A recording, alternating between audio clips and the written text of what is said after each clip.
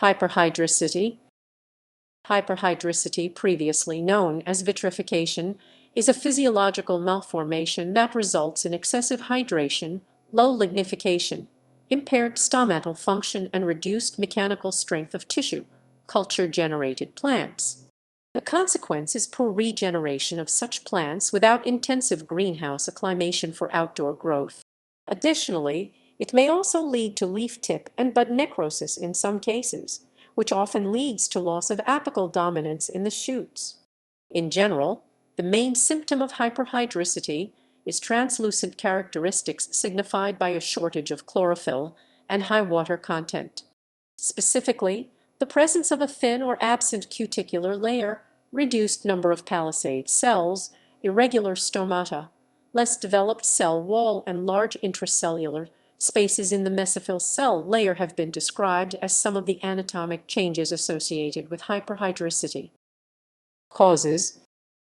The main causes of hyperhydricity in plant tissue culture are those factors triggering oxidative stresses such as high salt concentration, high relative humidity, low light intensity, gas accumulation in the atmosphere of the jar, length of time intervals between subcultures, number of subcultures, concentration and type of gelling agent.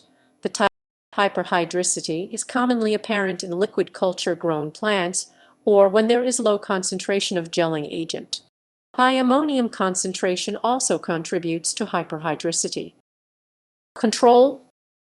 Hyperhydricity can be monitored by modifying the atmosphere of the culture vessels. Adjusting the relative humidity in the vessel is one of the most important parameters to be controlled. Use of gas-permeable membranes may help in this regard, as this allows increased exchange of water vapor and other gases such as ethylene with the surrounding environment. Using higher concentration of a gelling agent on top of the use of a higher strength gelling agent may reduce the risk from hyperhydricity.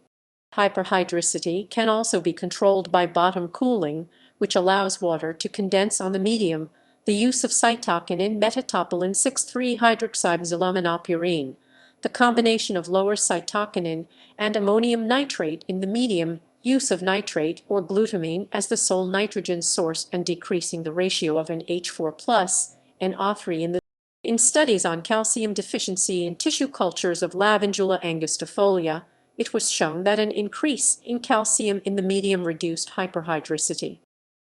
Notes and references.